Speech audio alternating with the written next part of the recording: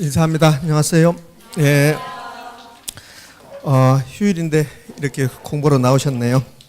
자, 오늘은 69쪽 가봅니다. 야간반하고는 약간 차이가 있어요. 야간반은 거기 예부 효과를 안 했습니다. 근데 이제 69쪽부터 시작할 겁니다. 69쪽 뭐가 나왔습니까? 토지정책. 그래요. 토지정책. 자, 준비됐지요? 예, 그래요. 오늘 토지정책하고 주택정책, 조세정책 어렵지 않기 때문에 빨리 끝내고 여러분이 너무너무 좋아하시는 투자론으로 가도록 하겠습니다. 왜요? 투자론 싫어요? 네, 그렇구나. 투자론을 정복하지 못하면 떨어진다. 이렇게. 자, 그래요. 자, 69조 토지정책입니다. 정부가 토지시장에 개입하는 것을 토지정책이라고 그래요. 그러니까 토지정책은 한 문제 정도가 출제되는데, 네요. 가장 먼저 69쪽에 지역지구제가 나왔고, 자, 다음 페이지를 가볼까요? 다음 페이지 가는데 토지은행제도, 개발권 양도제 이렇게 나왔습니다. 이 세 가지가 토지정책에서 가장 중요합니다. 그 중에서도 가장 중요한 것은 69쪽 지역지구제. 그러면 70페이지 가면 토지은행제도하고 개발권 양도제는 여러 번 들어보셨을 겁니다. 여러 번 들어보셨는데 사실은 토지정책 단독문제로 2번, 그 다음에 개발권 양도제도 단독문제 2번, 단독문제는 잘 출제되지 않는다.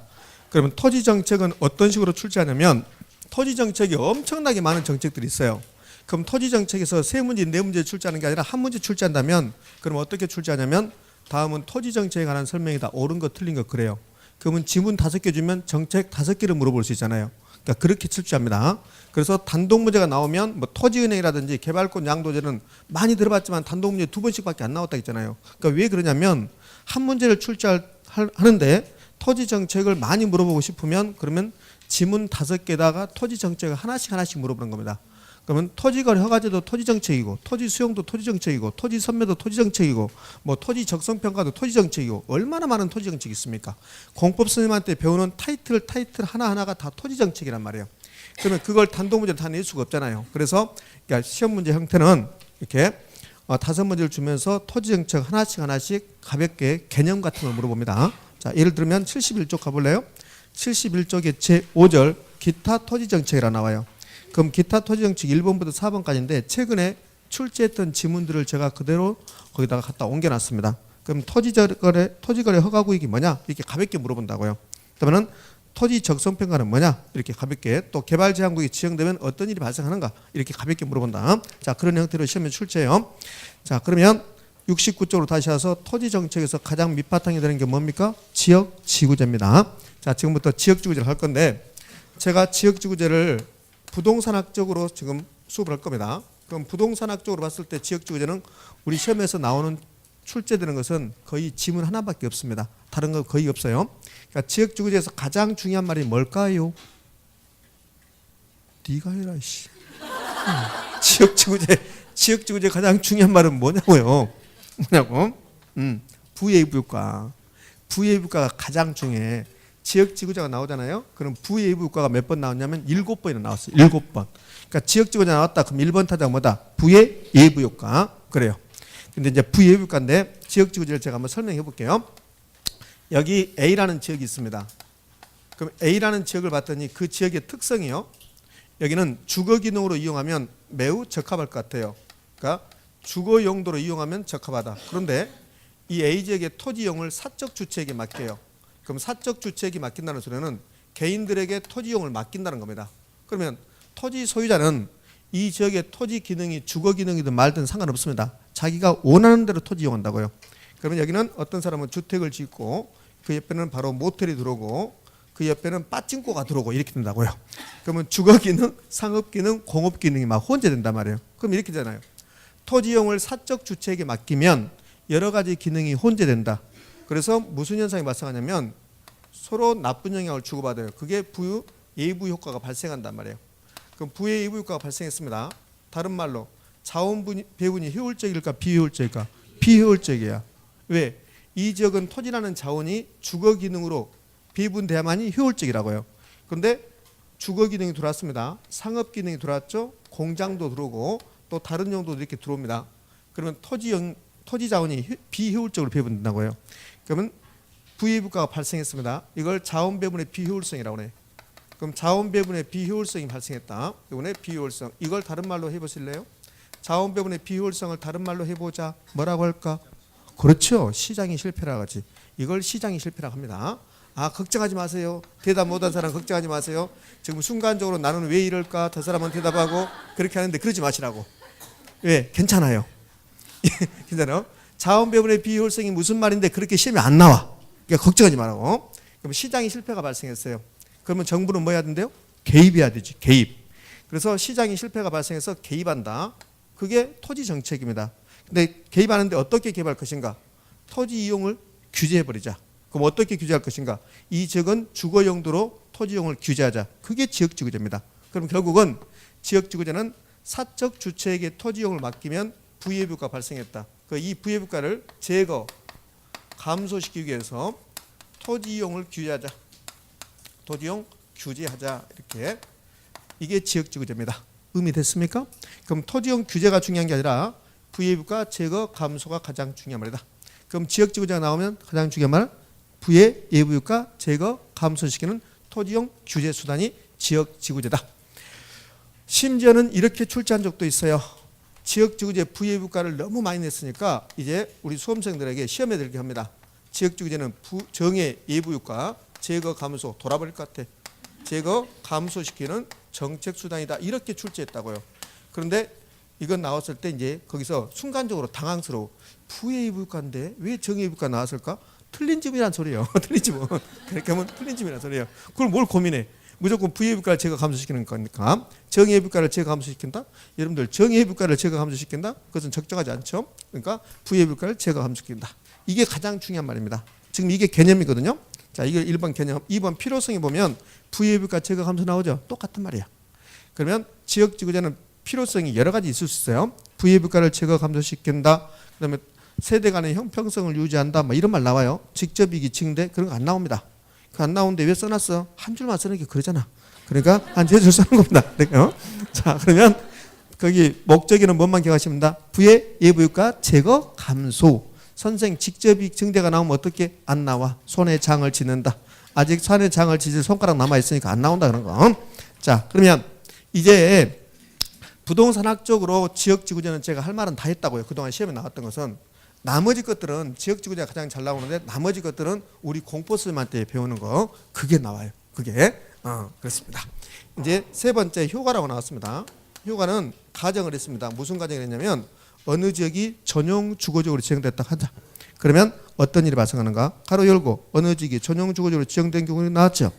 그러면 어느 지역이 전용 주거지역으로 지정되면 단기적으로 그 지역의 주택의 수요는 증가할까 감소할까?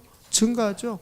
이 지역이 전용주거로 지정되면 그러면 상업기능, 공업기능 빠져나가고 주거기능만 집단화되니까 주거의 쾌적성이 매우 높아집니다. 그렇죠? 그러면 그 지역에 주택의 수요가 증가할 것이다.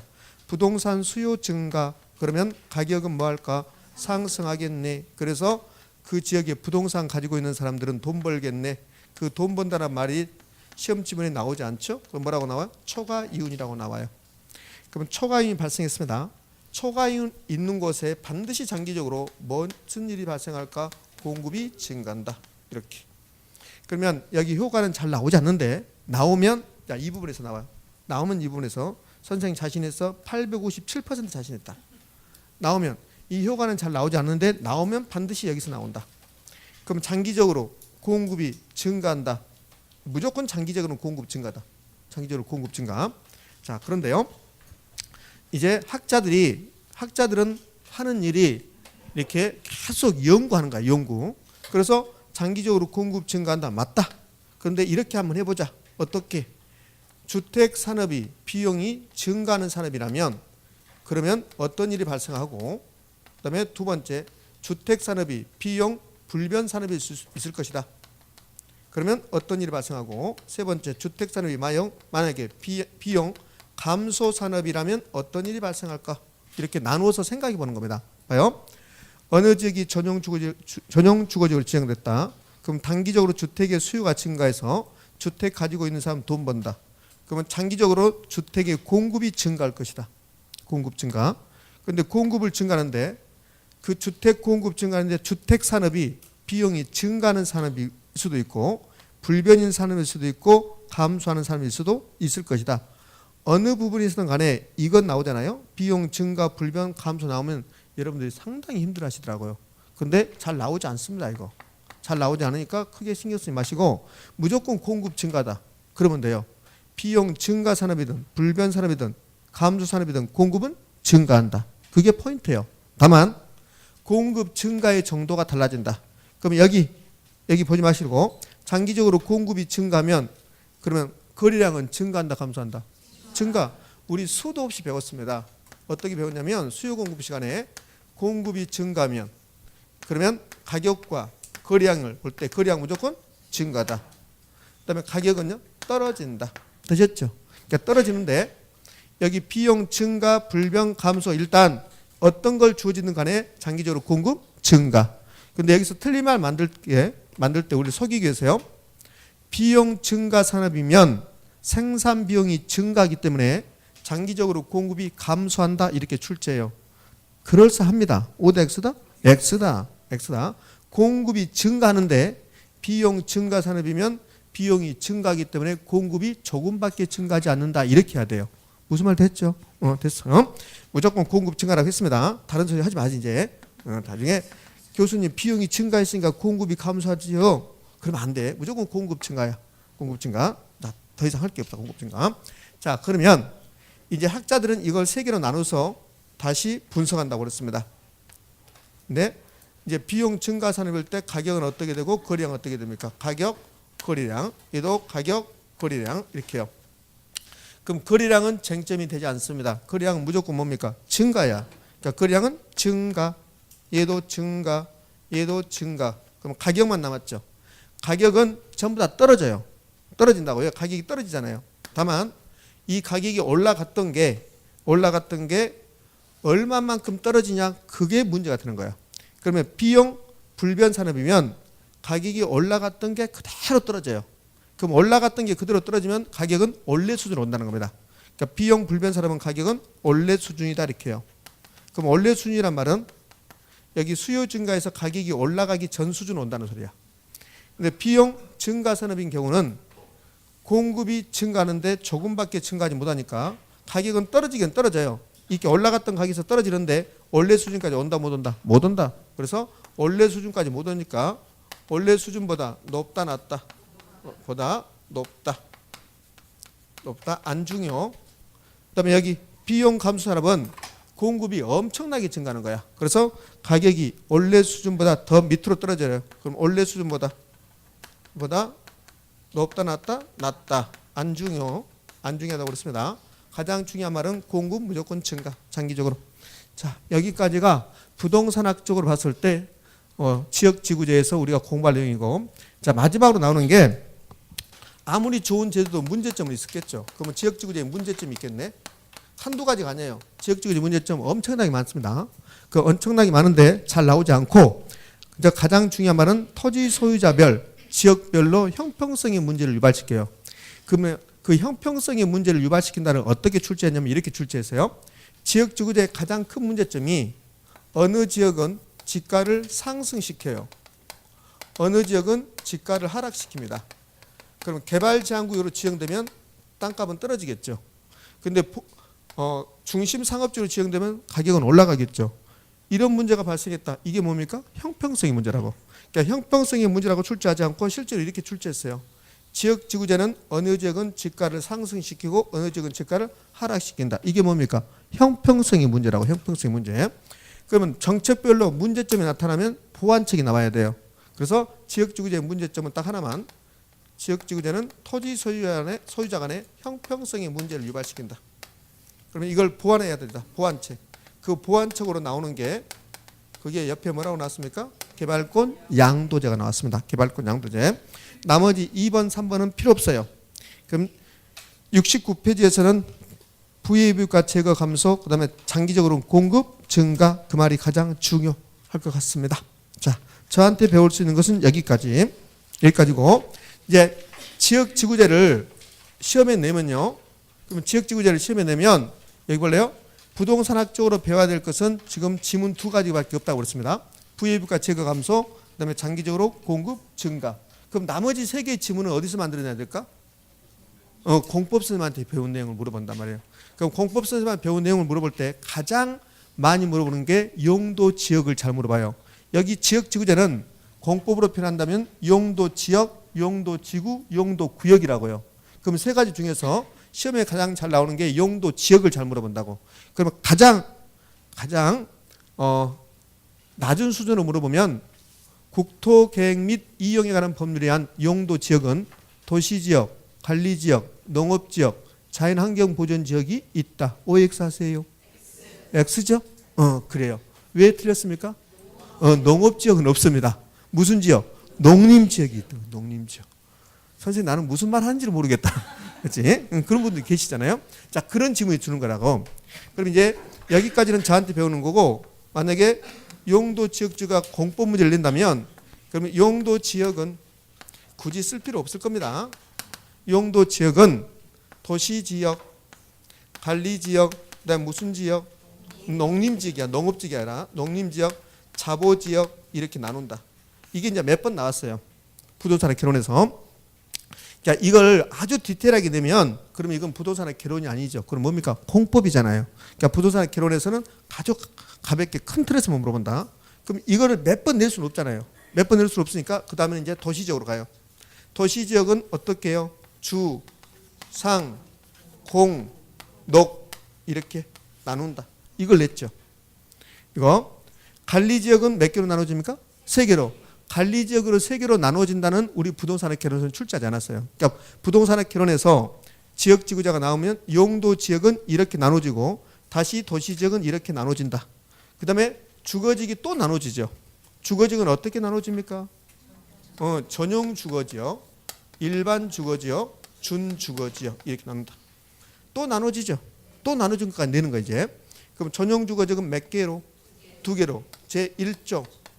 그다음에 몇 종? 제2종 이렇게. 일반 주거지역은 몇 개로? 세 개로. 1종, 2종, 3종. 선생 나는 11월 달부터 너하고 봤는데 처음 듣는 것 같다.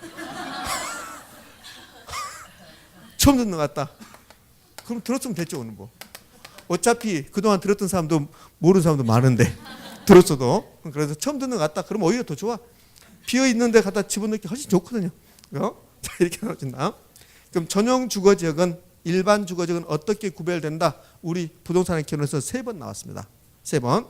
전용 주거지역은 양호한. 기억 없습니까? 전용 주거지역은 양호한 주거 환경을 보존할 목적입니다. 그래서 전용 주거지역이 나오면 양호한이 나와야 되고 일반 주거지역은 뭐 편리한, 만들어내는 거예요. 편리한 주거 환경을 만든다는 겁니다. 그러니까 아파트 단지는 대부분 여기에 속해요. 편리한 것을 만들어내야 되니까. 그러니까 편리한 이렇게 되는 거죠. 이렇게. 그러니까 전양 1편 이게 3번이나 출제했어요. 그리고 1종하고 2종. 여기 1종, 2종, 3종을 구별해봐라. 1종은 무슨 주택? 단독주택 중심의 양호한. 2종은요. 공동주택. 여기는 층수로. 여기는 저층, 중층, 중고층. 선생 써줘. 못 써. 못 쓰겠어요. 거기까지 나도 못 하겠어. 나한테 거기까지 요구하지 마십시오. 준주거지역은 몇 개로 나눠집니까? 준주거지역은 안 나눠져요. 안 나눠집니다. 그래요? 농림지역과 자연환경부지역 나눠진다, 안 나눠진다? 안 나눠지죠. 이렇게 출제하셨어요. 농림지역은 농업지역과 임업지역으로 나눠진다. 그럼 비슷하잖아요. OX, X. 자, 이 정도가 나왔어요. 그 다음에는 이제 뭘 냈냐면 용도 지역끼리 중복해서 지정할 수 있는가를 3번 물어봤습니다. 용도 지역끼리 중복해서 지정할 수 있다 없다? 없다. 용도 지역끼리. 그럼 용도 지역과 용도 지구는 중복해서 지정할 수 있다 없다? 있다. 맞지요? 그렇지. 그렇죠. 그러네. 근데 우리 부동산의 개론에서는 용도 지역끼리 중복해서 지정할 수 없다. 이 정도 낸다고요. 근데 공법에서는 어떻게 됐냐면 물론 뭐 공법지만 다 들었겠지만 공법에서는 이렇게 줘요. 용도 지역끼리 중복해서 지정할 수 있냐 없냐? 없다. 맞죠? 그걸 이제 공법이니까 좀 더 디테일하게 물어보는 거야. 어떻게 물어보냐면 하나의 대지에 자연환경 보존지역과 도시지역을 중복해서 지정할 수 있는가 이렇게 물어봅니다. 중복 지정이 됩니까 안 됩니까? 안 되죠. 용도 지역이잖아. 그러니까 자연환경 보존지역과 도시지역이 용도 지역이잖아요. 그럼 중복 안 되는 거죠. 그럼 하나의 토지의 중심 상업지역과 전용 주거지역이 중복해서 지정할 수 있다 없다? 없다. 왜 갑자기 이상해졌니? 갑자기 중심 상업지역. 그럼 중심 상업지역이면 이거는 용도 지역이잖아요. 여기에 또 전용 주거지역이 지정될 수 있냐 이 말이지. 전용 주거지역. 이거는 용도 지역끼리잖아요. 그럼 용도 지역끼리 중복해서 지정될 수 있어요 없어요? 없지. 없잖아요. 그렇지. 이렇게 물어봤죠. 공법에서는 이렇게 물어볼 수 있잖아요. 또 중심 상업지역 플러스 경관지구 이렇게 될 수 있을까 없을까? 있죠. 용도 지역과 용도 지구니까. 되셨나요? 이렇게 물어보면 또 무슨 뜻인지 몰라. 안 배운 것 같아. 이렇게 물어보지. 공법에서는. 자, 이제 됐어요. 이 정도가 우리 시험에서 지역지구제는 출제하고 있는 겁니다. 이 정도가요. 자, 그러면 69쪽 여기서 이제 마무리하고 69쪽에서 이 내용은 지금 책이 없는 거고 공법쌤한테 배우는 내용이고 저한테 배우는 내용은 두 가지밖에 없다고 그랬습니다. 다시 강조합니다. VA부가 제거 감소, 그 다음에 장기적으로 공급 증가. 자, 넘어가서 70페이지 갔더니 토지은행 제도 나왔습니다. 토지은행 제도는 여러 번 들어봤으니까 많이 출제한 것 같지만 다시 말하자면 하지만 17회 때 한 번, 28회 때 한 번 딱 두 번 냈습니다. 그럼 토지은행 제도가 나오면 가장 먼저 기억해야 될 것, 우리나라에서 시행한답니까? 우리나라에서 당연히 시행합니다. 자, 28회 때는 어떤 게 답이 되냐면 토지은행 제도를 우리나라에 시행하는데 그 토지를 어디에서 관리합니까? 그걸 물어봤어요. 한국토지주택공사. 근데 28회 때는 지방자치단체에서 토지를 관리한다. 그래서 틀린 지분을 줬습니다. 되겠습니까? 네, 이렇게. 그럼 토지은행 제도가 나오면 그러면 우리나라 시행한다 하고 직접 개입, 간접 개입, 직접 개입. 토지은행 다른 말로 해보세요. 토지 비축제도, 공공 비축제도. 그게 토지은행 제도다. 자, 그러면 거기 개념은 끝났네요. 개념은 직접 개입이고 그다음에 이번에 한국토지주택공사에서 수행하고 있다. 그러니까 두 가지 목적으로 하고 있습니다. 토지은행 제도는 비축 대상, 토지를 비축하는데 비축 대상. 왜 비축합니까? 두 가지 목적으로. 하나는 공공개발용입니다. 공공개발용이 있고 하나는 토지 수급조절용이 있어요. 공공개발용은 미래에 공익사업용 토지가 필요할 때 그때 써먹기 위해서 비축하고 있는 토지를 공공개발용이라고 그래요. 공공개발용은 사회간접자본 용지, 산업용지 공급 등을 목적으로 국가가 사서 보유하고 있는 토지를 공공개발용이라 하는데 이렇게 공공개발용을 보유하고 있으면 기대되는 효과, 저렴하게 제때 공공용지를 공급할 수 있다. 되셨습니까? 그렇지.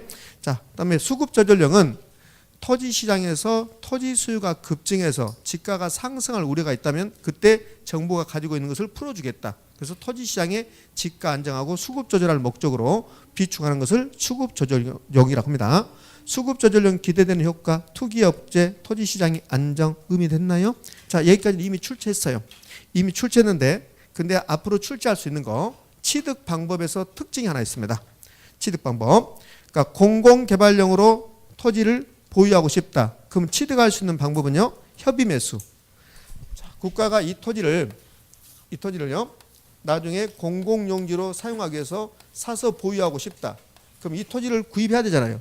그 방법은 협의 매수하는 거야. 협의 매수는 이 지역의 토지 소유자한테 가서 이거 파세요. 나중에 국가가 이걸 공익사업용으로 쓸 겁니다. 파세요. 그러니까 토지 소유자에 팔아줬습니다. 그게 협의 매수라고. 자, 협의 매수하는 방법이 있고 선매가 있고 매수 청구가 있는데 중요한 것은 토지 수용입니다. 토지 수용이다 동그랗게 하나 해보십시오.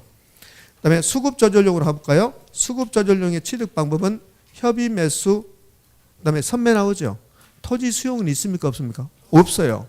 없으니까 이제 취득 방법, 토지은행의 목적은 공공개발용과 수급 조절용이 있는데 그럼 토지를 어떻게 취득할 것인가? 취득 방법이 나와야 되고 취득 방법에서 특징은 공공개발용은 수용할 수 있다 없다? 없다. 있다 없다? 있다. 수용할 수 있다. 수용할 수 있다. 왜 그러냐? 공공개발용은 여기다가 국가가 도로 만들겠습니다. 공원 만들겠습니다. 그러면 공익사업용 토지라면 수용할 수 있습니까? 없습니까? 있죠. 그러니까 공공개발용이면 어차피 공익사업용 토지니까 수용할 수 있다는 거. 수용할 수 있다는 거. 그게 특징이죠. 근데 수급조절용은 수용할 수 있다 없다? 없다. 자, 그게 특징이라는 거. 그럼 시험에 내면 이렇게 낼 수 있겠죠. 공공개발용과 토지 수급 조절용 둘 다 일정한 경우에 수용할 수 있다. OX, X 공공개발용만 수용할 수 있다. 자, 그렇게 하고 그다음에 장점 단점이 17회 때 나왔던 겁니다. 장점 단점 외우는 게 아닙니다. 외우면 안 돼요. 그런데 꼭 외우고 싶은 충동이 드는데 외울 필요 없습니다. 토지이용 제도의 장점 첫 번째 저렴하게 제때 공공용지를 공급할 수 있다. 자, 두 번째 개인들의 무질서하고 무계획적인 개발을 방지하고 체계적이고 종합적인 개발을 할 수 있다. 국가가 개발해서 판다면 개발 이익을 전부 다 국가가 환수할 수 있다. 장점입니다. 되셨죠? 그래요? 단점. 단점은 미래에 쓸 토지를 지금 사서 가지고 있다면 재정 부담이 커진다. 그다음에 관리의 문제점이 나타나고 개인들의 불법적 점유가 나타날 수 있다. 가장 큰 문제점은 이 지역에요. 이 부분을 정부가 지금 취득해서 토지은행 제도를 운영하고 있습니다. 그러면 이 땅에 매입대금이 풀려요. 국가가 이 땅을 샀으면 돈이 풀리겠죠. 그럼 이게 땅값이 풀리면 엄청나게 풀리겠죠. 그럼 이 땅 소유자들은 매입대금 돈 받아서 다른 지역에 땅을 사는데 인접지역에 토지를 사요. 인접지역에. 그럼 이 돈 가지고 인접지역에 토지를 사면 주변 지역에 토지 가격을 상승시킬 수 있죠. 지가를 상승시킬 수 있죠. 투기를 유발시킬 수 있다는 겁니다. 그게 토지은행 제도의 단점 중에 하나입니다. 자, 마지막에 4번 주변 지역에 뭐 할 수 있다? 지가 상승, 투기를 유발시킬 수 있다. 이게 토지은행 단점. 장점, 단점 외우지 마시고 한번 생각해 보면 너무나 당연하니까 그냥 가볍게 보시라고요. 자, 이제 토지은행 제도는 이제 마무리됐습니다. 그 다음에 뭐가 나왔습니까? 개발권 양도제. 개발권 양도제에서 가장 많이 나왔던 게 뭐 같아요? 우리나라에서 시행하지 않는가? 하는가? 하지 않는가? 물어봐요. 우리나라에 시행한다, 시행하지 않는다? 시행하지 않는다가 가장 중요. 시행하지 않습니다. 그다음에 공중공간. 공중공간하고 관련되어 있지 토지 지하공간하고 전혀 관련이 없습니다. 자, 얘도 2번씩이나 출제했습니다. 자, 그러면 이 개발권 양도제는 어떻게 되는가? 그 내용을 볼 건데요. 지금 제가 하는 게 뭐 하고 있는가 봐보세요. 자, 여기는 보전적으로 지정했습니다. 규제적으로 지정했습니다. 그 옆에는 개발적으로 지정했습니다. 이거 지금 제가 뭐 하고 있습니까? 지역지구제. 지역지구제를 하고 있습니다. 그러니까 보전적으로 지정되면 땅값 떨어져서 이걸 우발이익이라고 그래요. 우발손실이라고 그래요. 우발손실. 개발적으로 지정되면 땅값 올라가겠죠. 그래서 갑자기 이익이 발생했다 해서 우발이익이라고 그래요.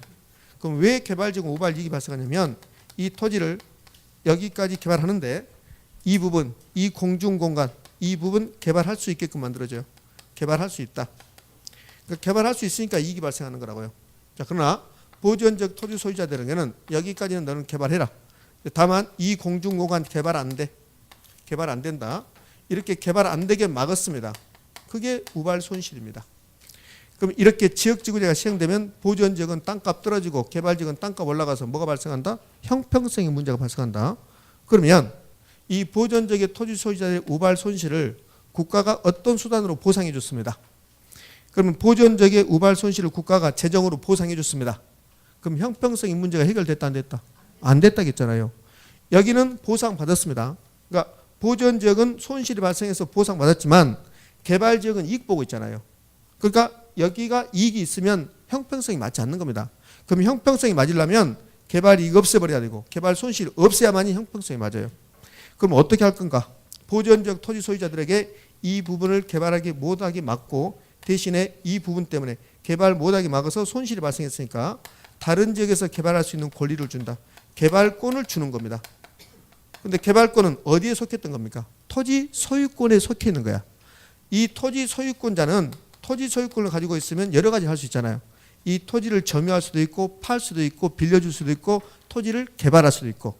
그럼 토지 소유권 속에 개발할 수 있는 권리가 있는데 토지 소유권으로부터 개발권을 분리해서 개발권만 팔게 해준 거라고요.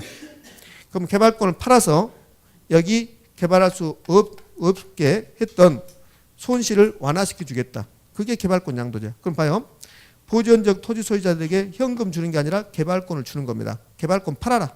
그러면 개발권 팔면 이 부분 개발 못한 거, 손실 발생한 거 없어지잖아요. 그러니까 개발권 팔게 만드는 거죠. 다만요, 이 개발적 토지 소유자들에게는 이 부분 개발할 수 있다 없다? 있다. 근데 그냥 개발할 수 없다. 그럼 뭐가 필요하다? 개발권이 필요하다. 개발권을 가져와라. 이렇게 하는 거야. 자, 이렇게 봐요. 개발지역 토지 소유자들이 이 부분이 그냥 아무런 대가 없이 개발했다 라고 한다면 뭐가 발생하는 거야? 이익 발생하는 거죠.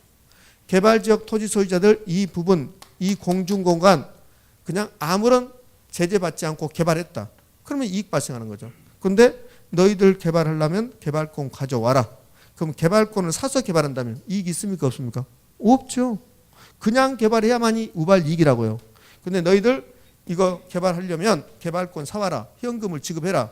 그럼 이 부분은 토지 소유자가 현금 주고 개발하는 거죠. 그러면 이익이 있어요? 없어요? 없어지는 거죠. 따라서요. 이 보존적 토지 소유자들에게 개발권 주고 그 개발권을 개발지역 토지 소유자들에게 팔게 만들어요. 그럼 개발지역 토지 소유자가 보존적 토지 소유자에게 뭘 준다? 현금 준다. 이렇게. 그러면 현금을 줬으니까 우발 이익은 없어질 것이고 현금 받았으니까 우발 손실은 없어질 것이다. 이렇게 하자는 게 개발권 양도지. 그럼 개발권 양도지를 정리하면 시행하지 않는다 3번. 공중공간과 관련됐다. 제가 지하공간 말하지 않죠? 공중공간하고 관련된 개념이고 지하공간하고 전혀 상관없다. 이제 두 번째요. 두 번째는 정부의 재정부담을 초래합니까? 초래하지 않습니까? 정부의 재정부담을 없이 주 목적은 보존지역의 손실을 완화시켜주는 제도다. 정부의 재정부담 없이 보존지역 손실 완화. 즉 손실을 완화시켜준다. 그게 주 목적. 이렇게 출제한 적도 있어요. 개발권 양도제는 개발지역의 개발을 촉진하는 제도이다. OX. 개발권 양도제는 개발지역의 개발을 촉진하는 제도이다. OX. X. 그게 아니라 보존지역의 손실을 뭐하는 제도다. 완화시켜주는 제도다. 되고 있나요? 예, 그래요. 됐습니다. 자, 세 번째. 토지 소유권을 주는 겁니까? 개발권을 주는 겁니까? 개발권. 토지 소유권과 개발권을 분리하여 개발권을 부여한다는 거. 개발권 부여하여 보존지역의 손실을 완화시켜주는 제도이다. 네. 최근에 2번에 걸쳤어요. 물론 지문 나왔지만 개발권 양도제는 보존지역 토지 소유자들에게 개발지역의 토지 소유권을 줌으로써 손실을 완화시키는 제도이다. 이렇게 출제했습니다. OX, X. 자, 거기까지 하시면 돼요. 나머지 것은 부수적인 거고 읽어보시면 될 것 같고. 자, 70페이지 가장 밑에 손가락 표시 나왔습니다. 시행하지 않는 제도. 우리나라 시행하지 않는 데죠. 한두 가지가 아니죠. 한두 가지 아닌데 최소한 이건 기억하셔야 돼요. 개발권 양도제 시행한다, 시행하지 않는다. 시행하지 않는다. 그다음에 택지 소유 상한제라는 게 있습니다. 얘도 폐지됐고 그 옆에 토지 초과 이득세 얘도 폐지됐습니다. 그러니까 이거 나오면 반드시 이거 나와요. 다음 중 시행하는 거, 시행하지 않는 거 나오면 이 세 가지 중에서 2가지는 나온다. 그러니까 이거 기억하셔야 되고 여러분 시험에서 나올 확률은 약간 떨어졌습니다. 작년에 출제했기 때문에 그래요. 자, 71쪽 가면 개발이익 한수제도. 거기 복잡하게 나왔습니다. 의부터 해서 쭉 나왔는데 한수 0까지 볼 필요 없음. 한수할 수 있다 없다? 있다. 그것만. 자, 그 밑에 5절 기타 토지정책 읽어볼 겁니다. 1번 토지거래 허가구역은 어디다 지정합니까? 토지거래 허가구역은 그 지역이 개발된다고 한다면 그러면 그 지역에 투기적 성향이 발생하고 집가가 상승하고 또한 그러한 우려가 있다면 그 지역을 토지거래 허가구역으로 지정한다. 그게 토지거래 허가구역이다. 그 밑에 토지적성평가제도. 토지적성평가제도는 토지적성평가는 어디에서 나오던가요? 토지적성평가는 무엇 할 때 나와요? 감정평가할 때? 토지적성평가. 어느 분한테 배웠습니까? 공포쌤한테 배웠죠. 어때? 공포쌤한테 어느 부분 공부할 때 이거 배워요? 기초조사? 그래요. 기초조사. 제가 물어본 것은 기초조사가 아닌데. 자, 제가 토지 적성평가 해볼게요. 여기 검단에 토지가 있는데 이 부분을 공원을 만들고 싶어. 공원을. 그럼 공원을 만든다.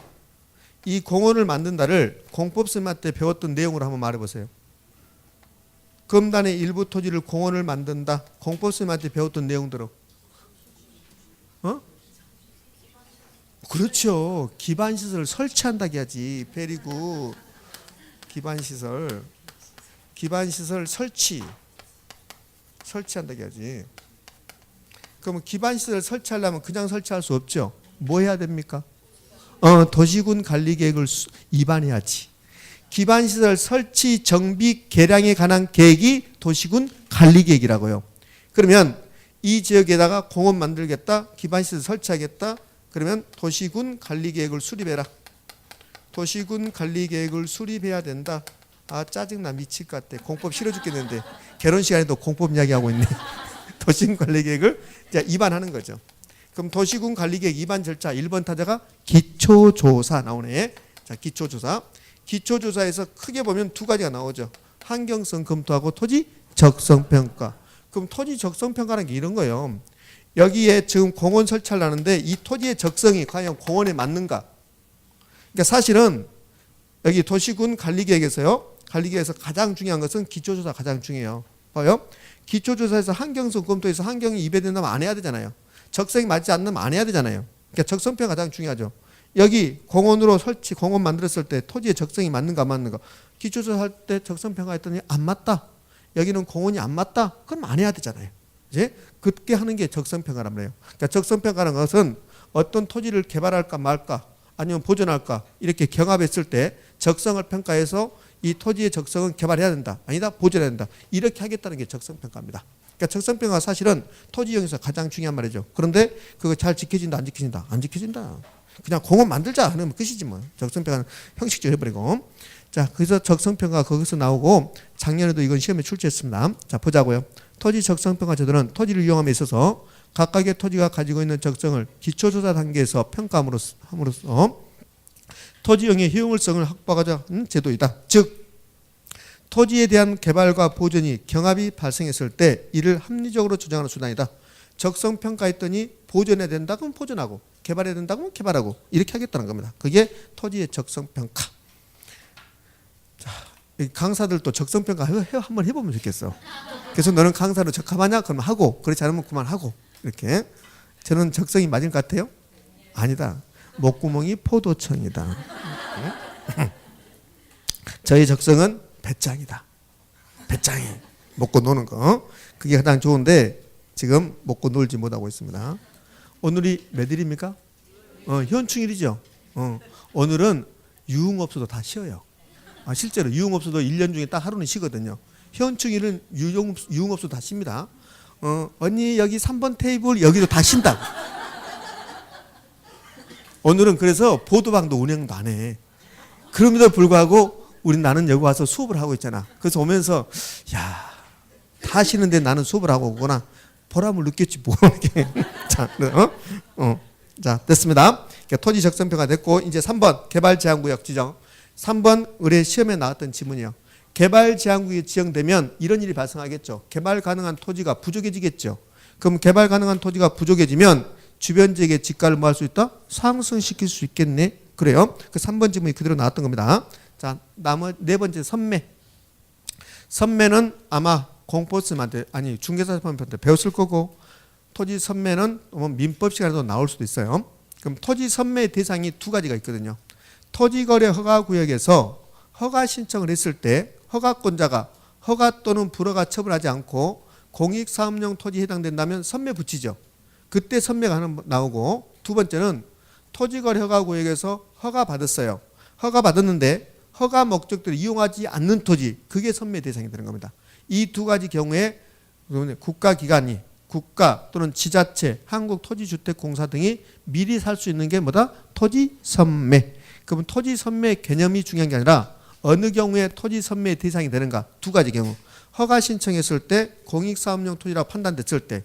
두 번째는 허가받고 허가받은 목적대로 이용하지 않는 토지는 선매 대상이 된다. 자, 두 가지 하고 그다음에 또 중요한 것은 더 중요한 것은 선매가 불성립하면 강제로 수용한다. OX, X. 선매가 불성립한다 하더라도 수용할 수 있다 없다? 없다. 자, 여기까지가 토지 정책입니다.